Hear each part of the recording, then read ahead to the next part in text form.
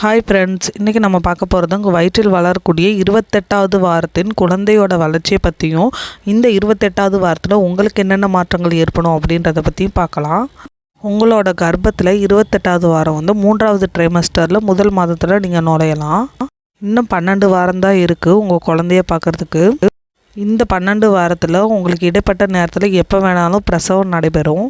ஒவ்வொருத்தவங்க இறுதி வாரம் வரைக்குமே கர்ப்ப காலத்தில் இருப்பாங்க. அதாவது 40 வாரம் வரைக்குமே கர்ப்பத்தில் இருப்பாங்க. ஒரு சிலருக்கு 28வது வாரத்திலே குறைப்பிரசவம் நடைபெறும். உங்களோட உடல்நிலை பொறுத்து தான் பிரசவ வலி ஏற்படும். ஒவ்வொருத்தவங்களுக்கு அது 2 வாரத்துக்கு முன்னாடியே வலி ஏற்படுத்திடும்.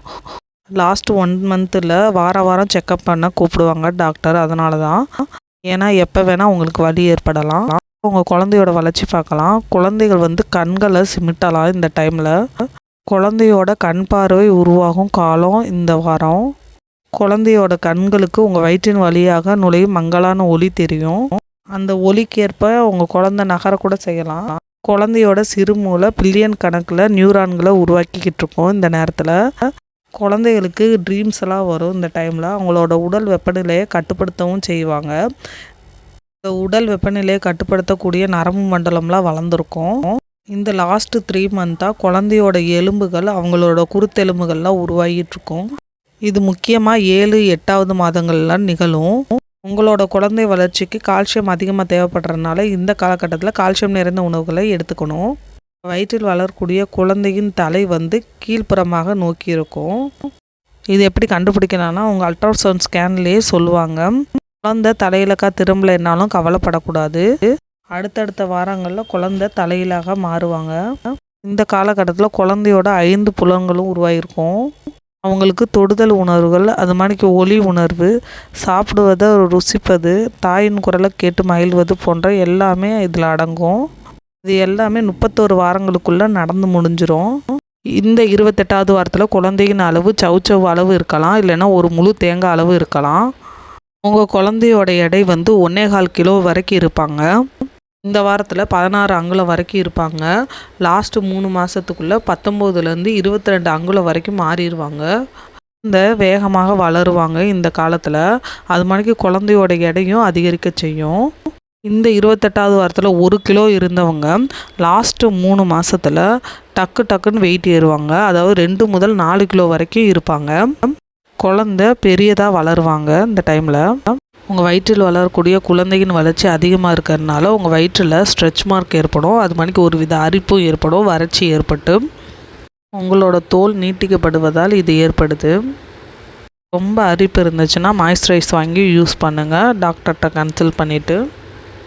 நைட்டு பொதுவான கர்ப்பிணிகளுக்கு தூக்கம் வராது. இது எதனால் நிகழுதுன்னா, குழந்தை அடிக்கடி உதைக்கிறதுனாலையும் உங்களுக்கு பெரிய வயிறு இருக்கிறதுனாலையும் அடிக்கடி யூரின் போகிறதுனாலையும் இது ஏற்படுது.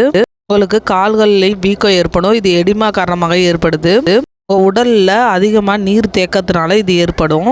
லாஸ்ட் 3 மாதத்தில் உங்கள் மார்பகத்தில் கசிவும் ஏற்படும். லாஸ்ட் 3 மாதத்தில் குழந்தையின் வளர்ச்சி ரொம்ப வேகமாக இருக்கிறதுனால கடினமான வேலையெல்லாம் செய்ய முடியாது உங்களால். உங்களுக்கு தொடர்ந்து சோர்வாகவே இருக்கும்.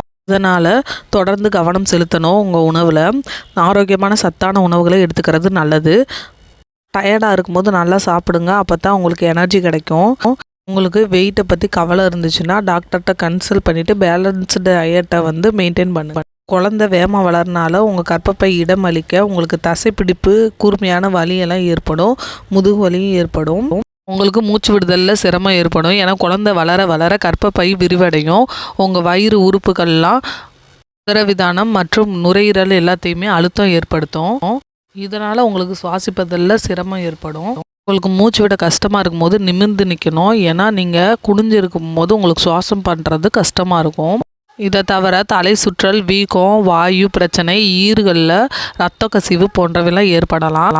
தொடர்ந்து வளர்ந்து வரும் கர்ப்பப்பை வந்து நரம்புகளின் மீது அழுத்தம் ஏற்படுத்தும். இதனால் உங்களுக்கு மூல நோய் ஏற்படப்படும். உங்கள் குழந்தை மலக்குடலை அழுத்துறதுனாலையும் உங்களுக்கு மூல நோய் ஏற்படும். இந்த மூல நோய் வராமல் இருக்கிறதுக்கு நீங்கள் நிறைய தண்ணி குடிக்கணும். உணவுகளில் நார்ச்சத்து நிறைந்த உணவுகளை எடுத்துக்கணும். மணிக்கு பொய்யான வலி ஏற்படும். இது பிராங்க்ஷன் கிக்ஸ்ன்னு சொல்லுவாங்க. உங்களோட வயிற்றில் சிறிய வலி முதல் அதிக வலி வரைக்கும் நீங்கள் உணரலாம். காலையில் நடந்துட்டு வந்த பின்னாடி, அது மணிக்கு உங்களோட உடல் உறவுக்கு பின்னாடி கூட இந்த வலி ஏற்படும். சில சமயம் இது உண்மையாகவே சுகப்பிரசவ வலியாக கூட இருக்கலாம். அதில் குழந்தை உதைப்பதை கவுண்ட் பண்ண செய்யணும். 2 மணி நேரத்துக்கு 5 முதல் 6 கவுண்ட் உதைப்பாங்க. சில சமயத்தில் குழந்தை தூங்கிட்டு இருப்பாங்க. சில சமயத்தில் ரொம்ப சுறுசுறுப்பாக இருப்பாங்க. தேவையான உடற்பயிற்சி செய்து வேகமாக வளரக்கூடிய உங்கள் குழந்தைக்கு ஊட்டச்சத்து நிறைந்து தேவைப்படும். அதனால் இந்த டைமில் ஊட்டச்சத்து நிறைந்த உணவுகளை எடுத்துக்கணும். முக்கியமாக இரும்பு சத்து, கால்சியம் சத்து, ஃபோலைட்டு மாத்திரைகளையும் எடுத்துக்கிட்டு நீங்கள் அதுக்கேற்ற உணவுகளை எடுக்கும் போது உங்கள் குழந்தை நன்றாக வளரும். அவ்வளோதான் ஃப்ரெண்ட்ஸ். இந்த வீடியோ உங்களுக்கு பிடிச்சிருந்தா லைக் பண்ணி, ஷேர் பண்ணி, சப்ஸ்கிரைப் பண்ணிடுங்க. Bye friends.